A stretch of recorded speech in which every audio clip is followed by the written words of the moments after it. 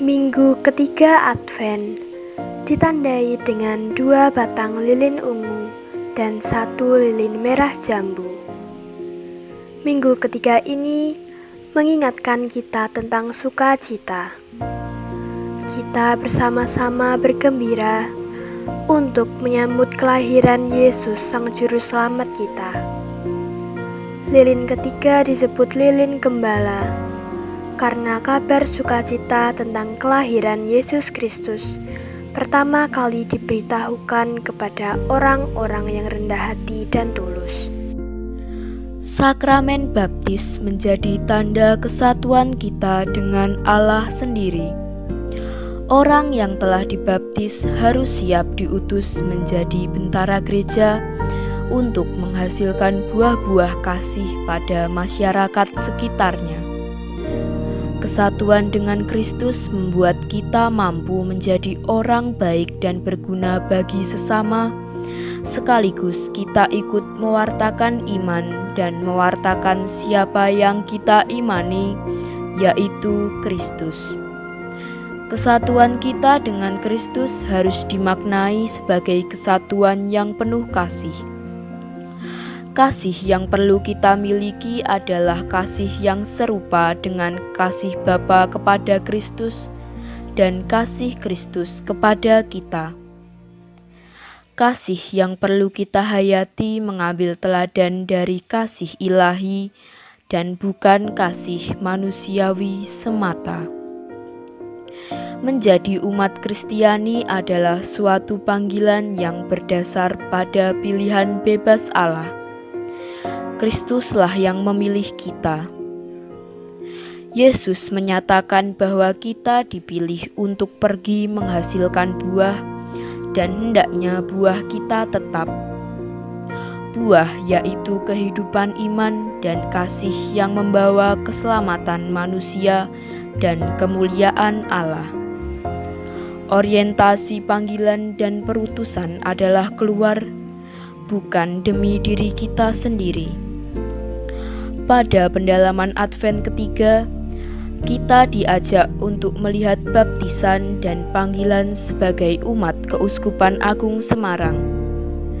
Kita sebagai umat Keuskupan Agung Semarang yang sudah dibaptis dan dipilih Allah, harus siap diutus menjadi bentara gereja yang menghasilkan buah-buah kasih, serta membawa keselamatan bagi manusia dan kemuliaan Allah.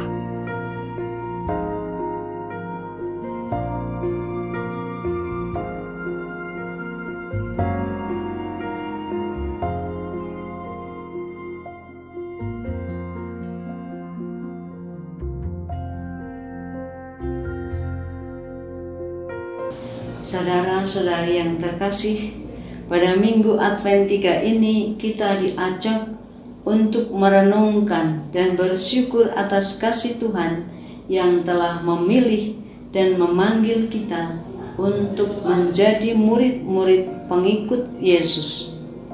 Kita dipanggil dan diutus untuk mewartakan kasih Allah yang telah lebih dahulu mengasihi kita. Tema pendalaman pada minggu ketiga ini dipilih untuk menghasilkan buah dengan dukungan teks kitab suci dari Injil Yohanes bab 15 ayat 7 sampai dengan 15. Menjadi fokus kita adalah ayat 7, ayat 8 dan ayat 10.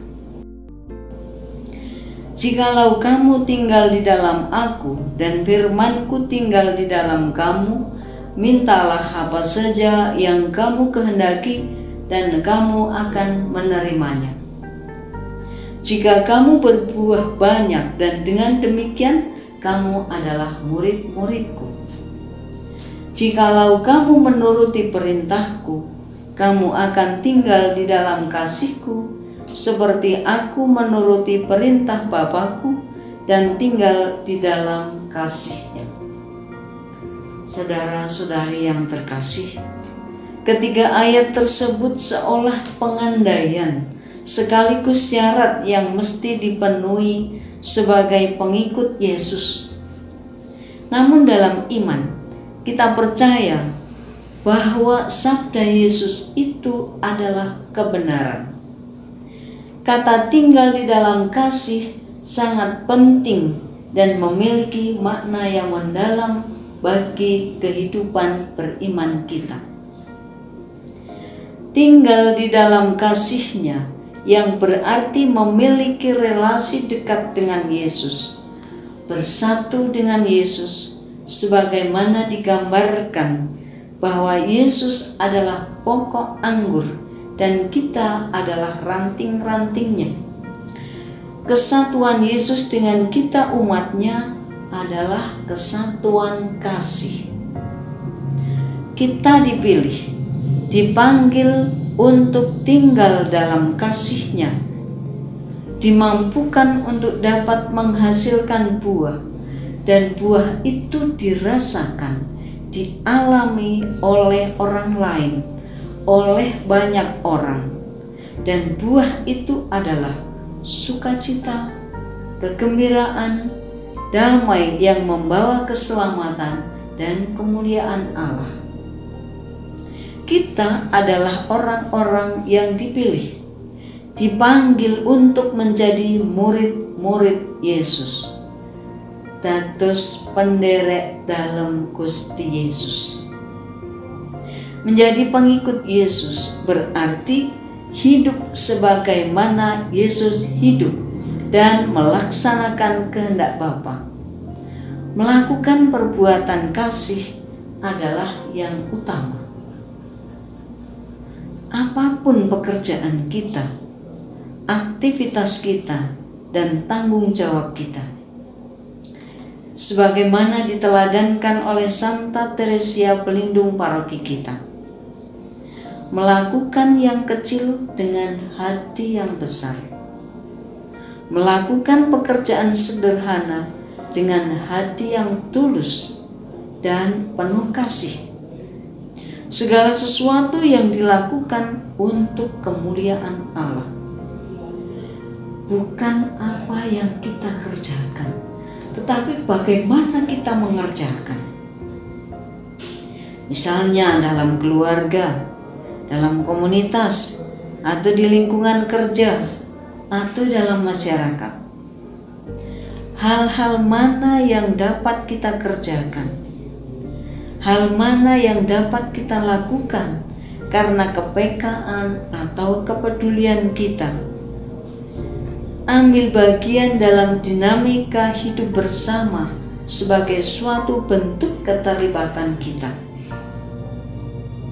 Kita berani keluar dari zona nyaman kita, bukan demi diri kita, namun untuk memenuhi panggilan dan perutusan yang kita terima dari Yesus sendiri. Hati kita tergerak dan bergerak untuk bertindak melakukan pekerjaan baik, menjadi sahabat yang setia dalam semangat belas kasih, terutama pada mereka yang sangat membutuhkan, yang ada di sekitar kita. Hidup penuh syukur atas suka duka dalam aneka pengalaman. Maka dengan iman yang teguh dan penuh harapan, kita senantiasa mohon kepada Tuhan agar kita tetap tekun, setia untuk senantiasa tinggal dalam kasih-Nya, mentaati perintah-Nya, membawa damai, membawa sukacita, membawa kegembiraan, keselamatan, dan kepenuhan sukacita. Terpujilah Kristus pokok anggur sejati, pusat hidup kita sekarang dan selama-lamanya. Amin.